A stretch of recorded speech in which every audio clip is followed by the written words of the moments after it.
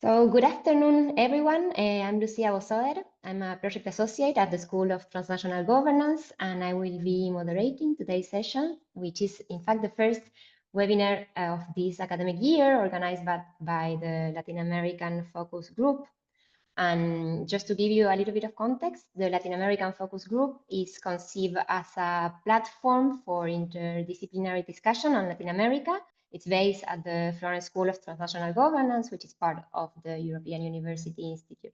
So we organize meetings, events, and we also run a peer review blog. So for those of you that are interested in joining or contributing, you can visit the blog and write to us. I will be sharing the email in the chat.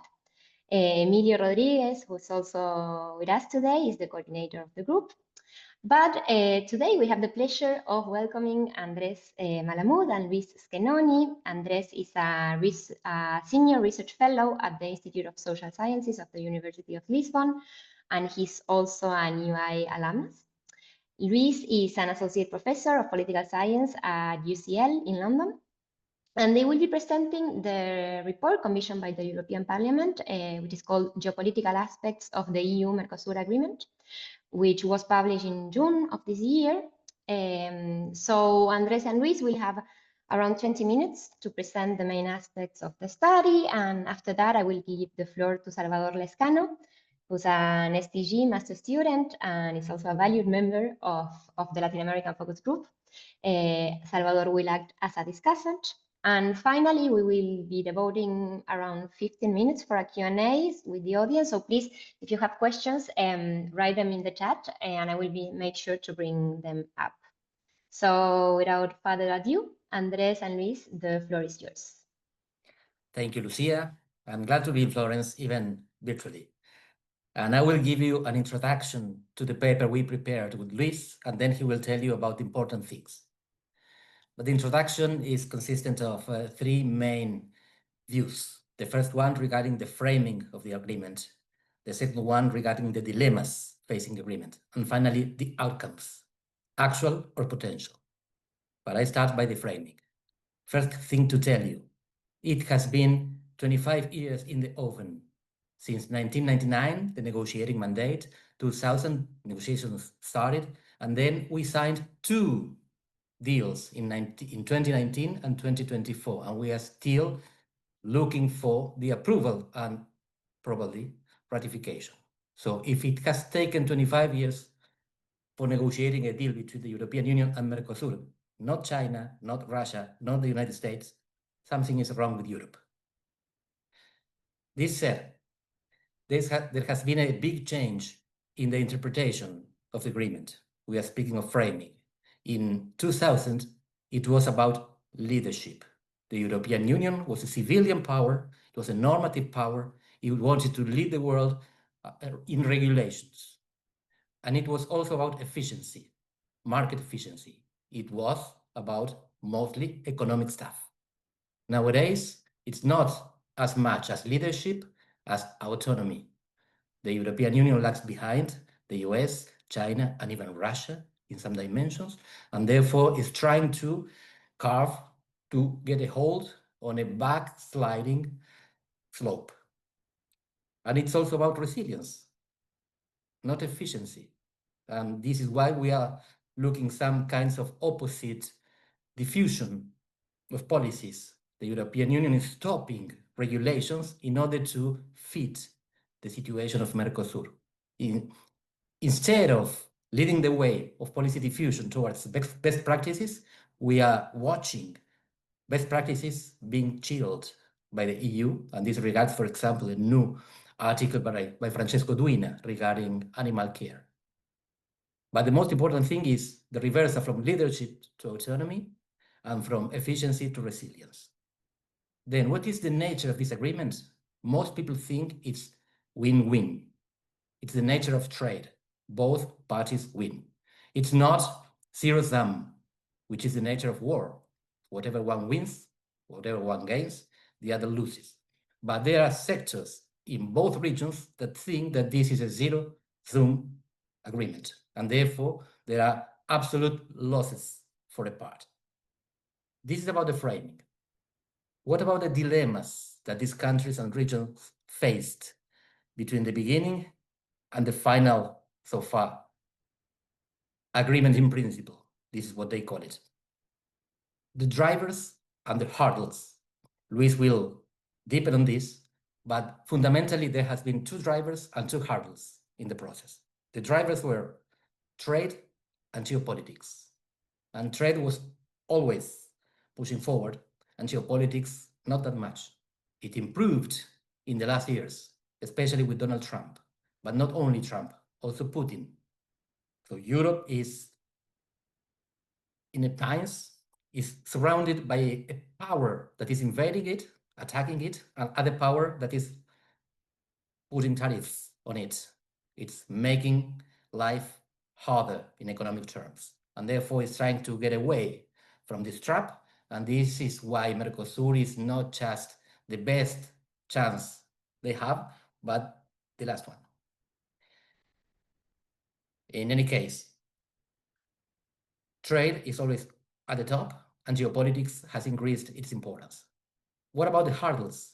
There is one there, agriculture, that is still there. From the beginning to now, producers of rural zones, rural areas in Europe are mostly against this agreement because they fear that they are going to have to compete with a more productive region. You know that beef in Mercosur is probably less expensive, but especially most tasty.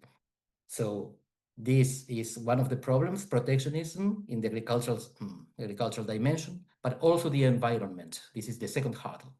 This is the hurdle that has receded in the last times, especially from 2019 to 2024, because there was a change in the agreement in principle, which is the inclusion of the Paris Treaty on climate change as a clause of essential element.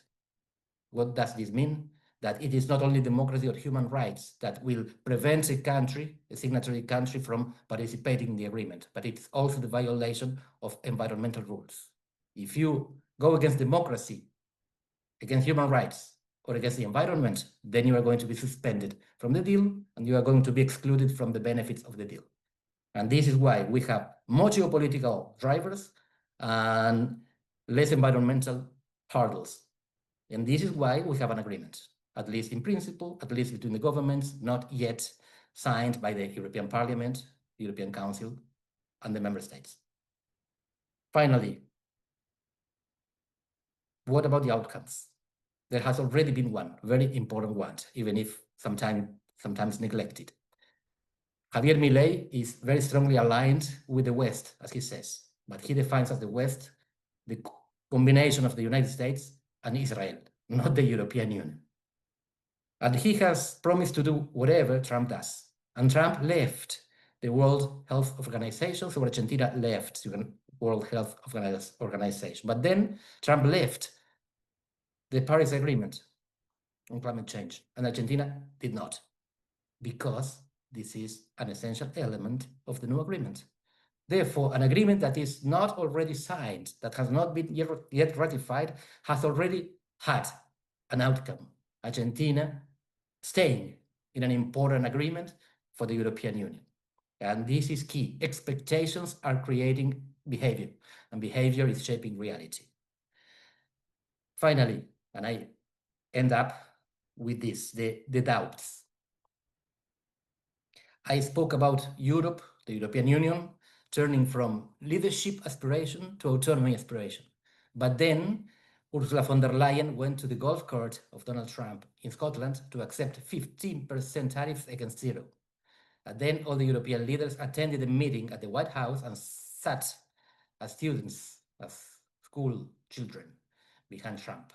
So maybe the European Union is not going for leadership anymore, but neither is it going for autonomy, but for bandwagoning. And in this case, the doubt coming, and Luis will be better than me in explaining this, maybe what happens if the US says, we want no deal.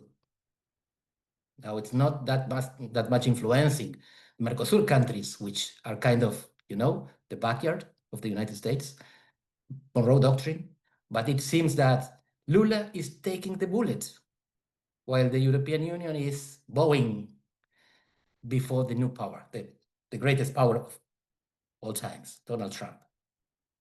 Second thing, bilateral safeguards. The protectionist interests, especially of agricultural producers in France, they keep asking for protection.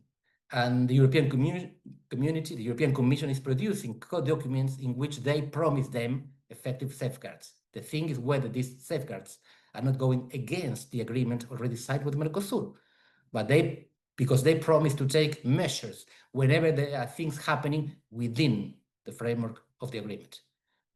So this is something some diplomats in Mercosur told us is not kosher. They are going against, with internal regulations in Europe, the treaty. And finally, and to me this is the most important thing, there is not one treaty, there are two. One is an interim trade agreement, which, as you know, is exclusive competence of the European Union, so it's going to be dealt with by the Commission, the Council, and the Parliament, not by the member states. And then the other part, the cooperation and political dialogue pillars, are going to be dealt with by the member states as well. And this has to be an unanimous decision. Every member state plus the Belgian regions, because of constitutional mandate, have to approve the treaty in order to ratify it. But the second treaty is not a separate one. It's a European Union Mercosur partnership agreement, which includes the trade agreement. So the thing is that the trade agreement is going to be approved maybe at the European level and then again dealt with at the national level. And what the treaty says is whenever the global treaty is approved, then the other one, the interim trade agreement, will be repealed and substituted. Repealed and substituted. So there are two end situations here. Approval at the end of the way, or the meantime in which it is not approved. My question is, what is it if it is rejected? Any parliament, the French one or any other one. This is not contemplated in the treaty. What happens? Some juridical consultants say, no problem, trade is at the EU level. But the parliamentarians at the National Assembly in France will say, therefore, why are you sending us the trade agreement within the framework agreement? If you are sending this and you are not letting us decide, then you are deceiving us. You are deceiving national sovereignty. This is going to be judicialized. This is highly likely. And therefore, we already have effects which are mostly good: climate change, disciplines, regulations in perspective, and we also have trouble waiting for us in the future. I stop here and let Luis illuminate us. Thank you. Thank you. Well, Andrés is too kind because he has always been the real Mercosur expert amongst the two of us, and you know, in a way, a mentor for me in getting to know some of these things.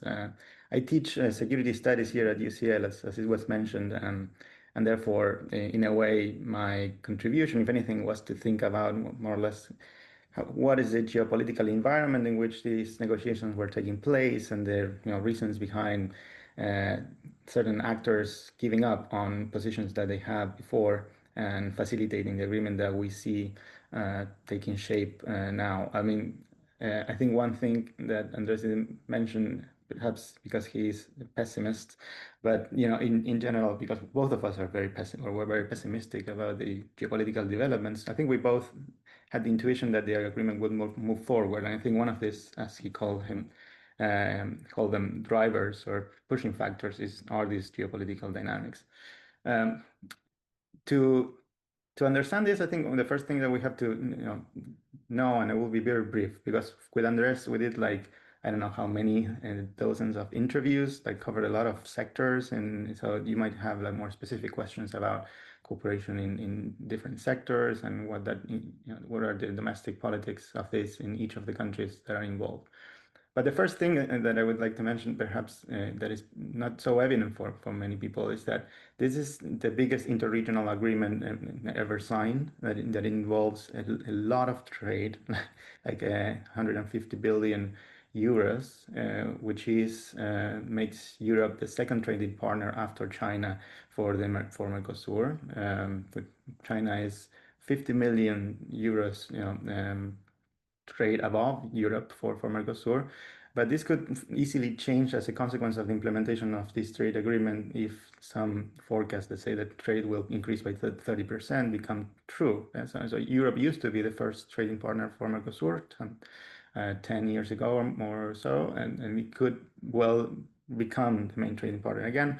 That is in the context, of course, of all of the restrictions for Chinese trade that are happening in the context of this broad international decoupling. So in this context, I think it's important to establish that Mercosur has geopolitical relevance and is an important trade partner for the European Union. It's an important bloc out there. So it doesn't represent as much in terms of the proportion of global GDP, but it's an important player after, let's say, East Asia, Europe, the United States, these blocks involved in this broad realignment, I would say.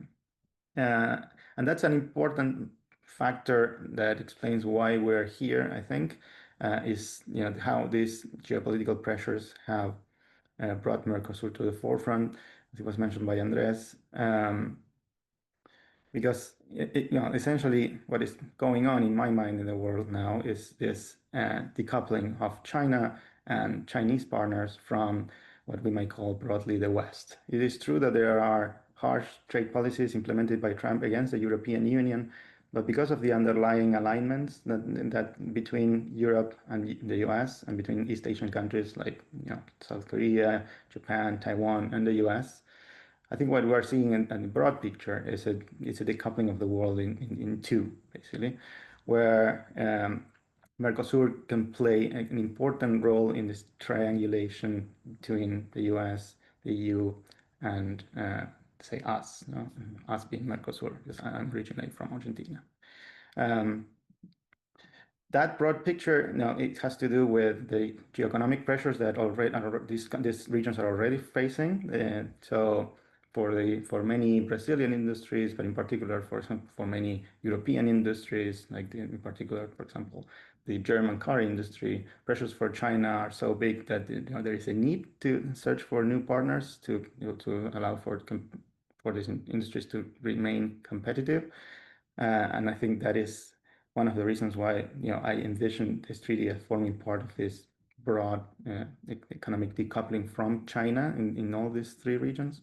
But also, ultimately, there are the potential future pressures that could happen in the event of this bipolarity or this new Cold War getting hotter, right? And this is something that is also not so explicitly mentioned in the report, but I think it's undergirding most of the dynamics that we're seeing. Andrés mentioned that Europe is already in war with Russia, and there is already a war.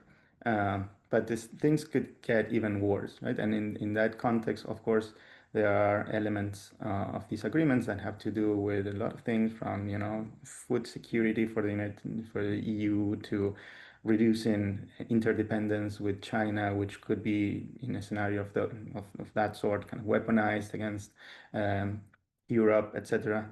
That are also important to consider. So I would say that that's things here and there that Andrés indirectly mentioned, but I wanted to emphasize as why we are here. When we were in a similar situation, or when the European Union and Mercosur reached these situations of almost having an agreement in the past, it was always under this big geopolitical shocks.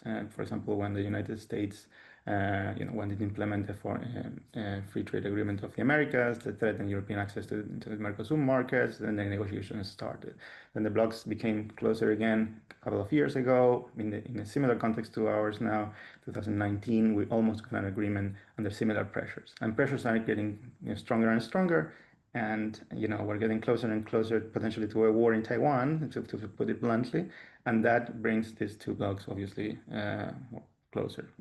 One last thing that Andrés mentioned, I think merits reflection, and I'm not an expert in any of what I've said actually, or even less the details of the Mercosur EU agreement. But my impression is that we shouldn't think of this agreement, even if it's finally signed in December or whenever, as something fixed. And Andrés said, this will get judicialized potentially if one parliament rejects. But I think there will be all sorts of exemptions to trade, like unilateral trade barriers potentially imposed by the European Union in the face of some violation of some Paris Agreement clauses by Mercosur countries or whatever might happen. So I think conceptually we should think of this as a fluid thing. A bit like we should be thinking about this Trump peace deal in the Middle East. So yes, they have returned the hostages today, but we don't know what's happening tomorrow, right? And I think something similar might happen here, where we might think of this agreement, the trade agreement, as something fixed that would liberalize trade broadly.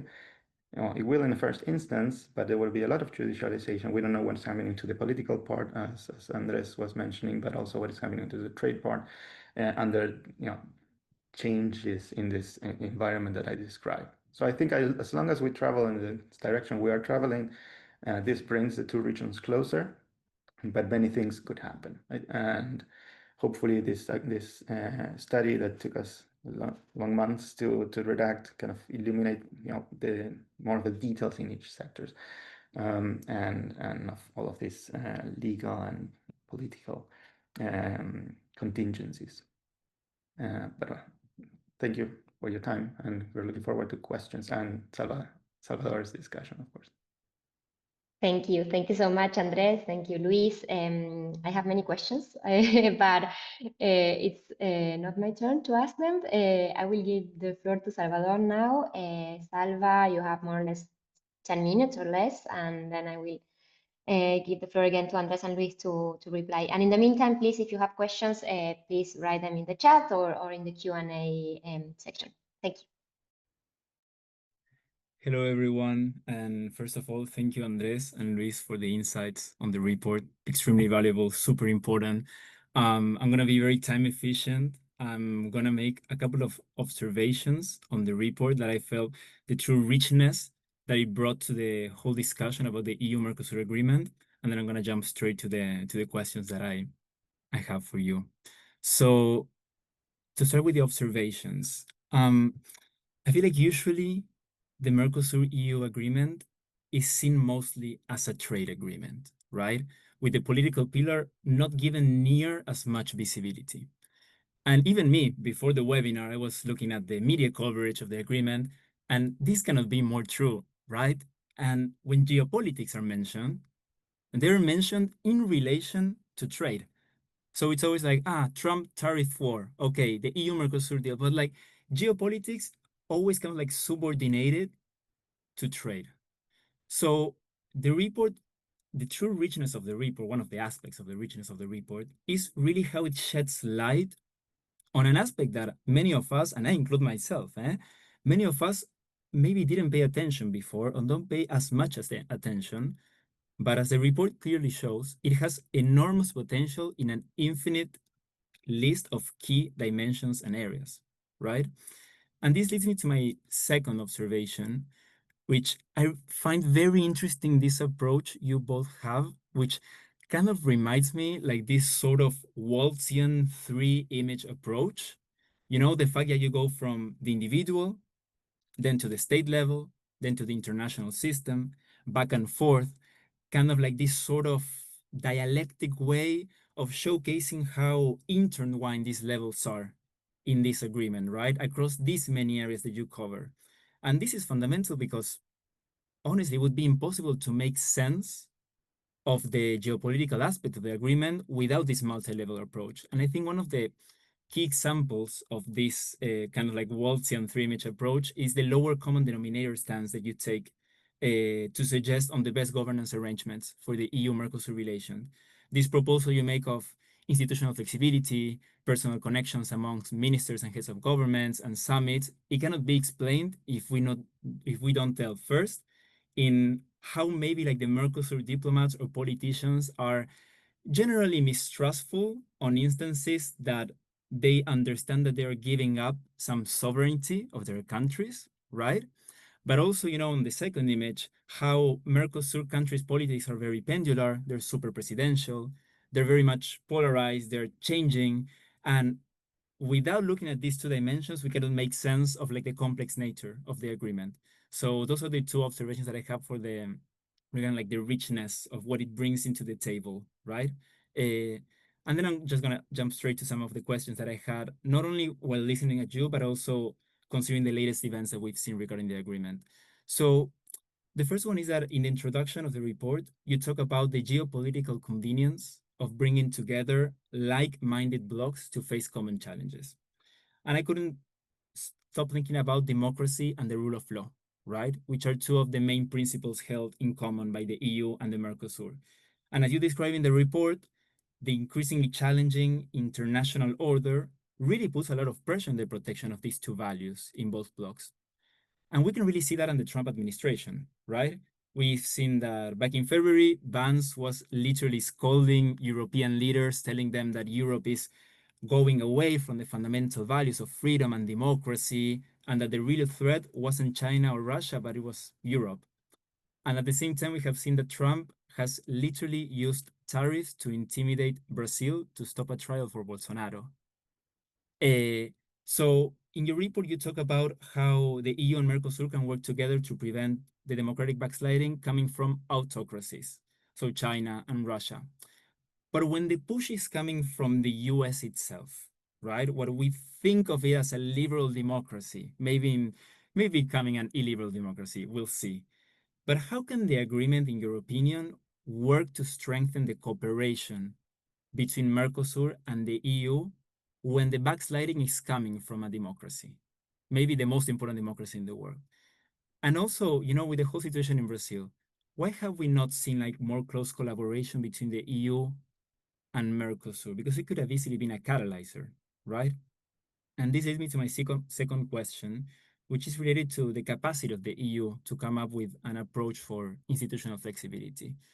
Because we have seen that the EU leaders in the last years, they have been pushing for initiatives such as the European Political Community, which is like more informal, and they're very reminiscent of like how regional organizations work in Latin America. But the EU being such a formal, bureaucratized structure, how capable do you see the EU on institutionalizing a flexible approach based on, creative and informal governance? Can they understand it? Can they grasp it? Can they actually understand how Mercosur countries work in this way, And just the last one, and you choose to respond the last one, but it's really related with the last thing you said, Andrés, about the two treaties that are happening. Because we've seen that the EU has decided to follow like a phased approach to the agreement. So, adopting the trade agreement as an interim agreement and then wait for the ratification of the political pillar at the end. So I wanted to ask you both, what do you think is the real interest of the European Union when it comes to the political pillar of the agreements? Because not only with Mercosur, but we've seen that it's also with Mexico and with Chile, that they have already signed the trade pillar. Only 4 countries have ratified the political pillar of it. Would you say that the EU is pushing really for the ratification of the political dimension? Or once the trade pillar is approved, they'll be like, okay, our job is done, then let's keep it as an interim agreement. We won't try to influence our member states. Sorry for the many questions, just choose wherever you prefer. And thank you so much for the space.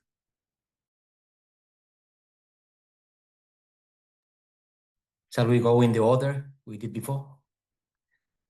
Thank you, Salva. Great questions. I'll take on some, and then I will leave Luis do the hard work.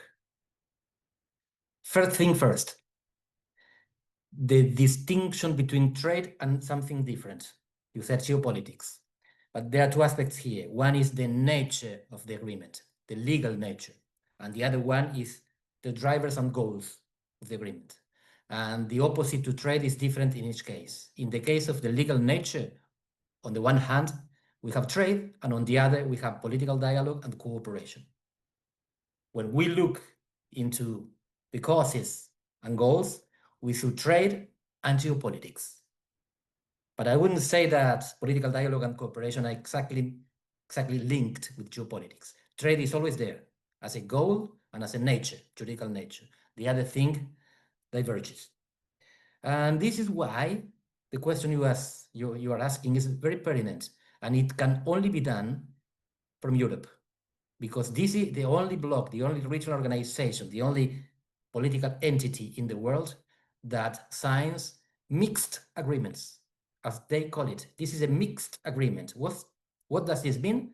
That it brings together exclusive competencies of the European Union and shared competencies with the member states. When we asked with Luis so many diplomats from one region and the other, what did they think about this distinction? In Mercosur, they usually said, we couldn't care less about cooperation, especially in the largest countries. We want trade. Open up your markets and stop talking. While the smallest countries would say, one of them especially, we do appreciate cooperation. And I can mention this country, Paraguay, because it is explicitly mentioned in the preamble of the agreement. It is the only country mentioned as a special landlocked country.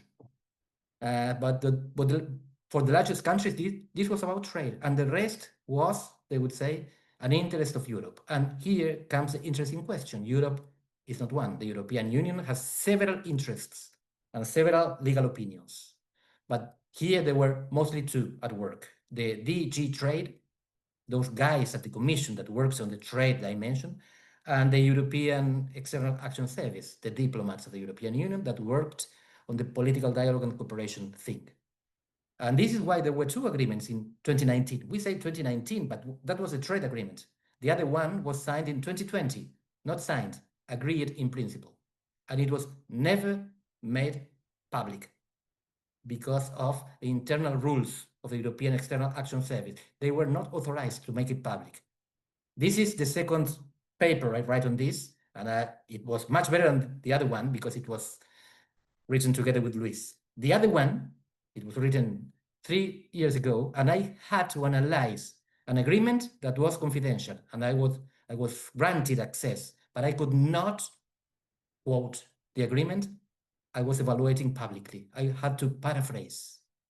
But the thing is, I got a waiver from the European External Action Service that got the waiver to the European Parliament. But in the meantime, I was interviewing a Mercosur diplomat, and when I asked him about this agreement, he told me, why, this one? And he sent me by mail the confidential agreement, because it's not confidential for Mercosur. This is just a European Union thing. The rest of the world don't care about this stuff of mixed agreements. And this is a competition between bureaucracies. I will say this, and then well, there are many more things to say. Luis will speak about lowest common denominator and walls, maybe, but I won't answer to you this question of what is the real interest of the European Union. There is no such thing as one interest of the European Union, and this is the problem. For the previous text, I quoted Ramon Torrent, who had been for a long time a bureaucrat, a high bureaucrat at the Commission in Brussels. By the way, they asked us not to say bureaucrats or bureaucracies, but administration, because we are Bavarian and scholars, but they are not. And for them, bureaucracy is a swear word. I was quoting Ramon Torrent, and Ramon Torrent spoke of 4 reasons why the European Union was trying to make an agreement with Mercosur. One of them was the self-interest of the European bureaucracy. And I was asked to take this out.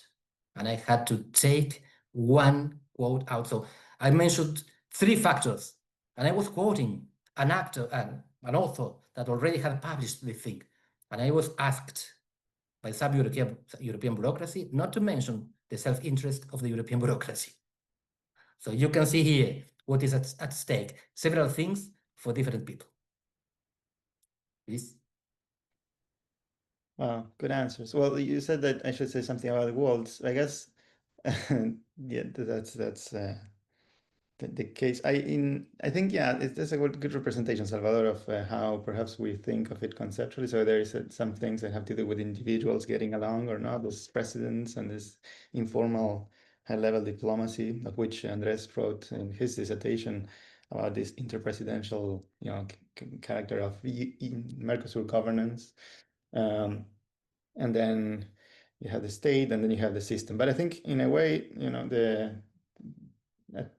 as you also said at the beginning, the report has this geopolitical flavor that is missing in many of these other analyses that is more systemic. This, what is the place of the EU in the world, and what are these drivers? I think there are elements of the report, in particular when it comes to the potential cooperation in the defense sector, that you might read in reports that are specifically about that sector, but when put into the context of the geopolitical pressure and the importance of investments of companies like Metal in Brazil, or how this also involves many joint projects that Brazil, for example, and other countries have with the French defense industry for a nuclear submarine and other things. That when you bring all of those things also to the picture of how enhancing trade and enhancing investment between the two regions contribute to this geopolitical closeness, that is kind of an important aspect that I think is what is pushing the deal at the level of the Commission and the bureaucracies of the European countries, where other actors more concerned with these aspects have more of a voice now. And precisely perhaps because of this primacy, I think, of the geopolitics nowadays, I think what you said about democracy and whether the United States is or is not a democracy now, it takes a second stance, right? It's kind of in the background. In European Union official documents, you will find a lot of stuff about how China and Russia are a threat to democracy because of their malpractices. But of course, you won't find one line about Trump. And of course, when the European leaders go to the Oval Office and bow in front of Trump and kiss his shoes, they basically also they are not thinking about mentioning anything of the sort, right? So, so I think there is a preeminence again of the systemic over the second image, Walls would call it, right? Of what's the regime type of these countries, even if all things considered, the United States, in my humble view, continues to be democratic with all these problems, which are pretty evident. Then Andrés touched upon this issue of institutionalization, I think, that you mentioned. Will the you put it, Salvador, as if will the EU be able to institutionalize Mercosur and make it work the way the EU works? And I think that's the most interesting part to me, for me to see how this unfolds, because I imagine a scenario where, of course, Mercosur has always been more protectionist and has always come up with some non-legal ways or paralegal ways of restraining trade. But we will enter a scenario where the EU has even introduced some clauses and unilateral measures that they could trigger, and I don't think the bi-regional relationship will be potentially that asymmetric in that aspect. We'll see a lot of that, I think, playing in the mud, as we say, regarding football in Argentina, on both sides, maybe, I don't know. And then you say, well, is there interest in a political agreement? My view is that the trade is the most important infrastructure. So you need actually for the trade barriers to go down to incentivize that part of the bilateral relation. But then when it comes to the actual politics and geopolitics of this, then the players can play their own game, right? So Germany can play its own game. The French, these two countries have the larger defense industries. They will do what they need to do. I don't think there is like a pressing need on the part of the big players in the EU for this framework to move forward. So this is something that probably will be never treated. I think none of the other, it was mentioned, of the other political legs, let's say, of the previous agreements with Chile or any other country were ratified. The process is so cumbersome and involves so many parliaments that it's potentially impossible to achieve even. So that part, I think, was left to die. Actually, we wrote it like that with Andrés in the document, and then the parliamentarian said, you cannot put the word sacrifice the political please erase sacrifice, and we erased it. But essentially that was I think what was happening, right? So because it's obvious that it's ultimately political, geopolitical. And that part is important, and of course that needs to be in the forefront. But the most actually technical part is trade. Thank you, Luis. Thank you, Andres. Okay, so we have the first question from Bruno Capuzzi. To Andres, I want to comment that beef export from Mercosur to the EU is twice as much as the average market price of EU beef output.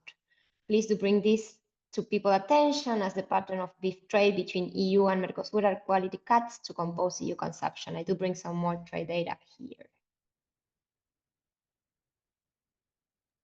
That's right.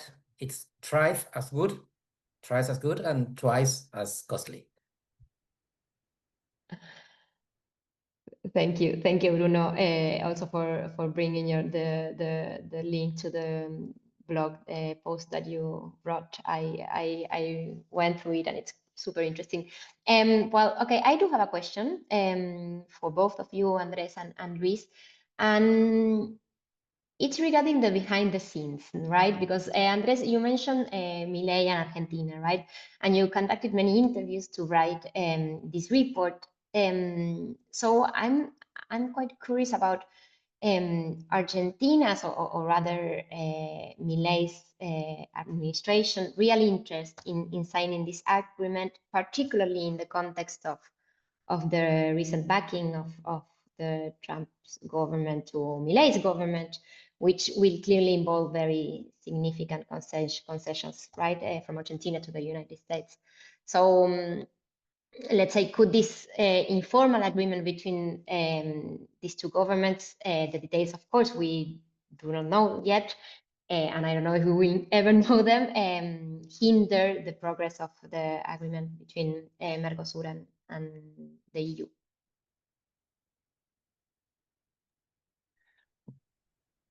Thank you, Lucia, and thank you, Bruno, for the previous point. With Luis, we interviewed several foreign ministers, some current, some former, among which former foreign minister of Argentina, of Javier Milei. Many people will think, what is the reason for Milei to support an agreement that is not in the line of what Donald Trump is doing? It's about free trade. We are speaking about kind of free trade, lots of regulations, but more trade. Donald Trump is speaking of reciprocal tariffs and fair trade, not free trade. There are two explanations for this. The first is ideological and the second is practical. The ideological reason is that Milei explains Trump's behavior or policies as a product of geopolitics. He says Trump is using an economic mechanism, tariffs, for geopolitical ends. We doubt it. We think Trump is really protectionist, nationalist, mercantilist, and that's okay. It's a description, not a normative judgment. But Milei sustains that free trade is what Trump would like if he could. So he goes for free trade. The second reason is practical, and this is something Milei said in public, so I'm not ventilating any confidence here. He said that in a plane travel together with Fernando Iglesias, a national deputy from Argentina, he was convinced of the importance of dealing with and signing an agreement with the European Union. Who is Fernando Iglesias? He's a right-wing globalist, which is a very weird conjunction, who knows Italy very well. He's a federalist, ideologically a federalist in regional integration theory. He wants more integration in the world. Fernando Iglesias, is against nationalism, and still, as he is a right-wing, anti-Peronist politician, he is with Milei, and he ended up being with Trump. So there is a combination here of denial by Milei of what Trump effectively wants, and of combination of ideologies that Milei will never recognize. He will never see himself as a globalist, but Milei is a globalist. His ultimate value is freedom. Viva la libertad, carajo. It's freedom. It's not the motherland. It's not America great again. It's not Brazil over encima de todos. So Milei is part of this right-wing family, but he is adopted. He is not natural. And as an adopted child, he combines his previous nurturing with the new one. And so he still thinks free trade is a valuable goal. I don't remember if I am forgetting the last part of the question, but I think this was the first one. No. What is behind Milei's behavior, and what can we tell you about the kitchen of the agreement? And the kitchen is about denial and the combination of ideologies brought about by a planned travel that may not have happened, but it did happen. And Milei told this story. Yeah, perhaps the last part of the question what regarded, if I remember correctly, whether the new relationship after basically the bailout from the United States meant for the Mercosur EU agreement, right? And in that regard, I think Brazil, Andres, you can correct me if I'm wrong, but I think we never quite picked up like a contradiction in that sense, that anything that pointing to the fact that the United States would want to undermine this agreement, or there would be an incompatibility. I think in a way, the way we described as this geopolitical realignment in the context of this decoupling mostly from China, the trade deal between Mercosur and the EU for the US, this is very in the abstract in my mind. It's probably even a good news, because it's like two partners cooperating and perhaps potentially pulling Brazil a bit out of the fangs of the Chinese dragon, so to speak, by favoring other sectors in Brazil, but also opening markets potentially for Brazilian soybean and other products. So I can envision a scenario where Besant gets a tweet or a message on his phone by the American food or agricultural business saying like this market is opening business for South America that we don't have. So there will be sectorial interests that will probably be opposed within the United States in the same way that they are opposed for them bailing us out. But the people that are making the decisions and the most influential sectors and the most influential actors at the level of the state, within the state itself, the ones that are thinking about geopolitics and all that, and finance, I think they realize of the advantages, and rather than, so I don't, and this was also mentioned, I think, by Salvador at some point, right, that whether the US would undermine this, and what would happen if the US undermined. Well, if the US said no, I think we would be pretty sure that it wouldn't be signed by now, because whatever the US says no, the Europeans say yes, and then if anything, maybe Lula is a superhero in this story that might say something different, but I don't think the United States would try to undermine it. On the contrary, I think it's one of the reasons why this might be signed in December, as I said. Thank you. No, I was thinking more, but because this maybe is like the area that I'm looking more for. But I was thinking more about like environmental requirements or the digital regulations and how digital regulations will interact in the EU with Mercosur and the interests of the big tech in the US. But let's see. Andres, we will write an article about this webinar, quoting you. Milei is a globalist. Amazing. I will give the floor to Emilio now. I think Emilio has a question. Thank you, two of you, for the presentation. It's really interesting, and it's really interesting to see the moment, the context in which this agreement is taking place, the triangle that you are mentioning in the program and in the project, and now in the event. But my question is the best moment to sign this agreement, and hopefully it will be signed in December, but at the same time is in a context in which all the leaders are quite volatile in all aspects, not only in Argentina that maybe we are used to, but also you have elections in France, so you don't know if going to be a cosmopolitan globalist like Macron, or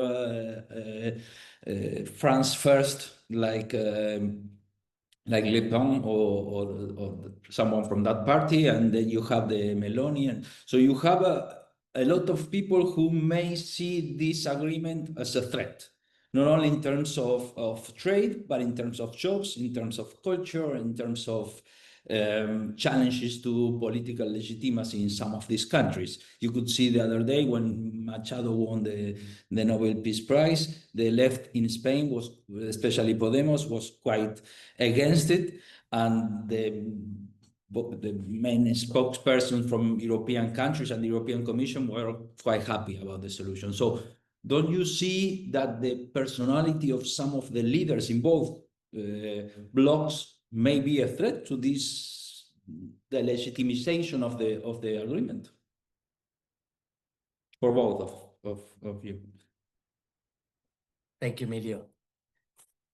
Yeah, first, just to justify my previous statement about Milei being a globalist. He thinks that the state is a criminal organization, even worse than mafia, because the mafia, he says, has codes, while the state hides. So if you are against the state, what are you for? What are you for? Something that is global, a global market. But whatever it means, the question of whether it is a good time to sign the agreement now, it depends whether you are focusing on the effectiveness of the agreement or the opportunity of the agreement. As regards effectiveness, the earliest, the better. If you think the agreement is going to have good consequences, the earlier you sign it, the better your results. As to opportunity, this is a very bad opportunity, just like all the previous ones and the future ones. There will always be trouble. And the trouble is mostly located at the European level. And regarding European level, there were, we mentioned before, two stopping factors, hurdles, the environment and agricultural producers. The environmentalists are softer now because of this agreement of the Paris Agreement as essential element. But the protectionist lobbies are still there, and they have their reasons. And I was told by a French ambassador somewhere in the Latin American country that as long as this deal was put to the parliament or was signed by the French government would fall. And he told me this before the government fell, because the French government doesn't need an agreement with Mercosur to fall. Imagine how many governments will fall when Macron ever signs this. This would be, to me, impossible to solve. This will never pass the French Assembly. This will never pass the French society. This will never pass a French election. What did they invent in order to overcome this problem? The split. The thing is that this is a dirty split, not a clean split. The dirty split means, again, that the French parliament, sooner or later, is going to deal with. And what is going to happen when the French parliament says no to a framework agreement that includes the trade agreement? Nobody knows. This is why they are all hiding behind words. This is rhetoric, this is politics. Ursula von der Leyen is a very skillful politician. She is expecting that she will push the deal forward as she did now. When she went to Montevideo to sign the agreement in principle, she did not ask, she did not consult. She produced a reality on the ground. And this is very flexible as to the previous question by Salvador.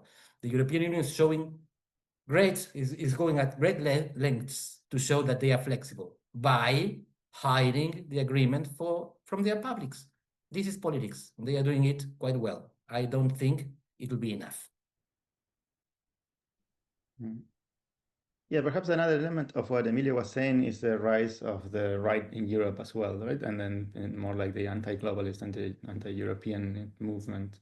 And that's definitely a trend. And that I think in a way,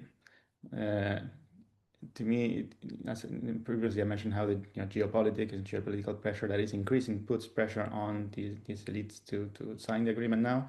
I think that also kind of puts pressure on, I think you're right that if those interests became more prevalent, given the rural constituencies and etc., it could, and the anti-European kind of free trade kind of economic positions, that would undermine the possibility of a deal. But as the pressure coming from those parties mounts on parties currently in government, I think that also means that the window of opportunity for the signature of that deal, it's eventually closing it past and puts pressure for them to sign. So that volatility, but more specifically that trend in anti-Europeanist, anti-globalists, in a way might favor rather than signature now. But as I said before, also I think that the implementation would be very contingent in the future, and that this is where the volatility might play out potentially. So we are running Thanks. out of time. Just to close and to wrap up, you outlined several recommendations at the end of the report. So I would like to ask you if you have to pick one, your favorite recommendation, the most important one, Andrés, Luis, which would be? Well, to me, it's the one that Luis said we were asked to rephrase. Sacrifice the non-trade dimension. Let's go for the infrastructure. And then there's politics all around. You don't need to establish a treaty to do politics. You do it and use trade as an instrument. Mm. And I want to emphasize again the flexibility aspect that has to do with how these rules we see them as fixed. We see the agreement as something that will be signed, and then we will the trade will be ruled by those rules. Well, no, I don't think that will be the case. It will be much of the informality of Mercosur that will creep into the whole agreement, and also informality introduced from the EU, and because of the factors that also Emilio was mentioning, the property instability in Europe itself. So we might, implement the framework that allows some wiggle room to deal with it. Thank you, Andrés, Luis, Salva, also for acting as a discussant, Emilio for the question, and of course to all the participants who joined. Andrés, Luis, it was a real pleasure having you with us today. Hopefully next time it will be in person, maybe with the agreement ratified already, so we will comment on the next phase. Thank you again, and hope to see you soon. Thank you, Lucia. Thank you all. Gracias.